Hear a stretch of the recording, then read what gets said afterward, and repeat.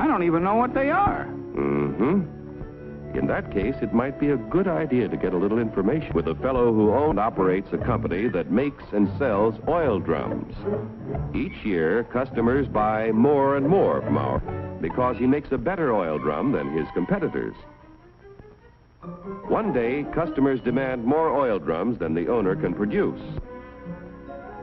He figures it will take about $3 million to do the job. So he decides to form a corporation to sell shares in his business to raise the capital he needs.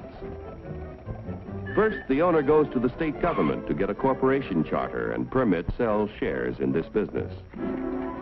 Next, our friend goes to an investment banker and shows him the record of the oil drum manufacturing company's past performance and plans for expansion. The investment banker decides to help our friend sell shares in the corporation to raise the $3 million. However, before any shares in the corporation can be sold, certain information must be filed with the Securities and Exchange Commission in Washington. The investment banker and the owner must swear that the information they file contains nothing but the truth. Registration with the SEC does not imply that the government approves the stock issue as a good investment, but only assures the public the material statements about the stock issue are false.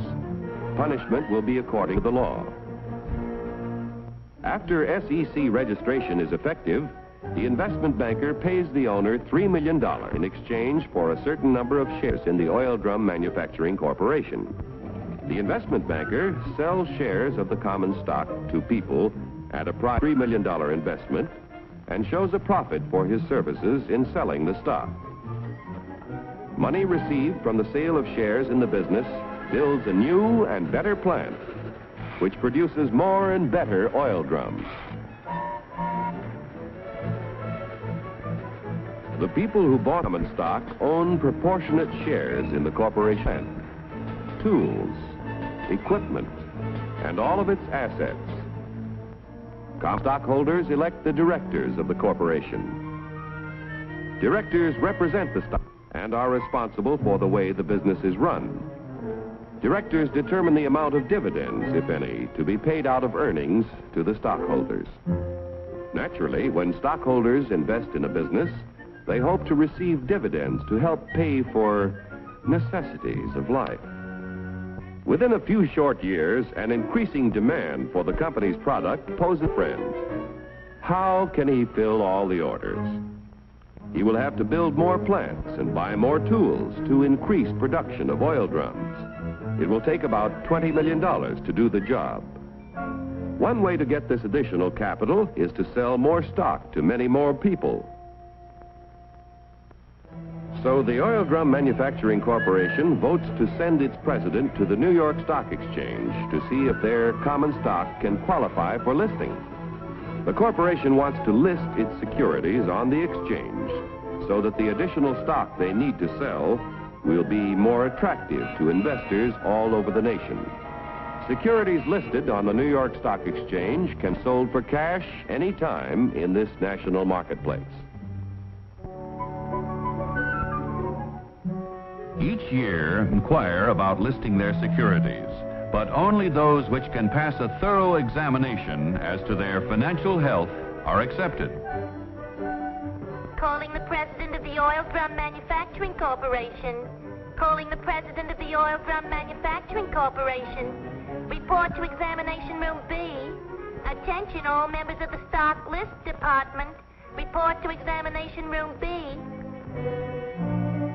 The Stock List Department examines the qualifications of corporations to be listed on the New York Stock Exchange.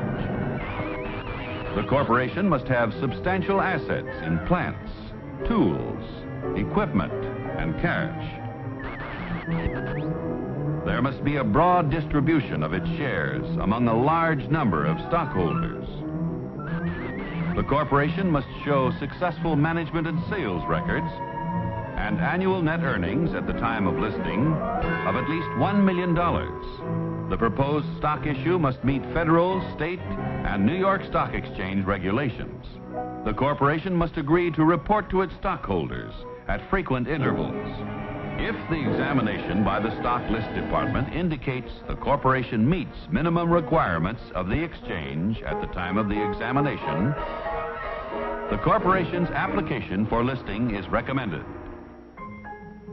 The Board of Governors of the New York Stock Exchange finally approves the application and sees that it is made public.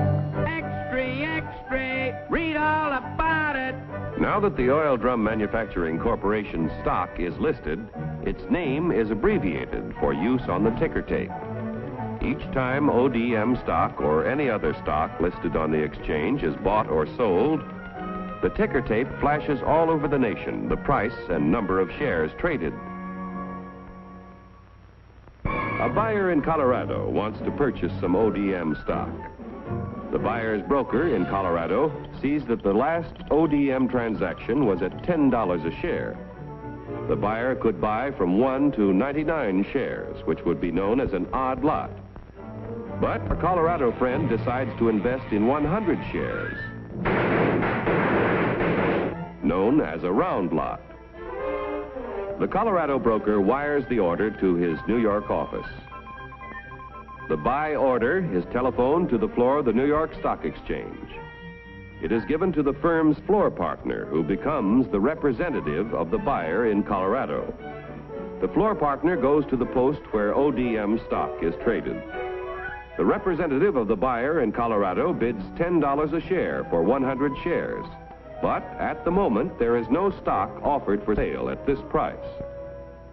In the meantime, however, in Maine, an ODM stockholder who needs cash decides to sell his 100 shares if he gets $10 a share.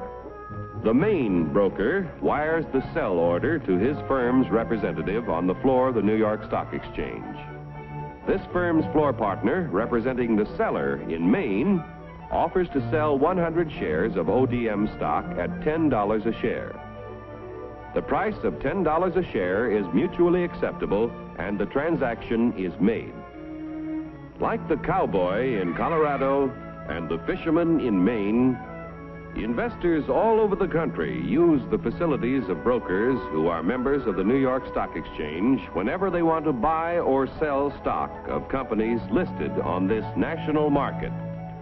Yesterday's savings financed the miraculous growth of our railroads, automobiles, airplanes, farm machinery, communications, electric light and power, textiles, and countless other industries contributing to a more enjoyable life. If a part of our savings continue to flow into industry, American labor, management, and capital can continue to build new tools and plants. Industrial expansion creates jobs for hundreds of thousands of young people who must find employment each year. A growing capacity to produce things which make life better in peacetime can be our greatest protection in time of war. When danger threatens, we can convert industry to produce the things we need to defend ourselves. Common stock investments have helped to make our country prosperous and powerful. Owning a share in American industry is like owning a share in the future of our nation. But remember, John Q., there is a risk as well as an advantage in owning any kind of property. So get the facts before you put your money to work.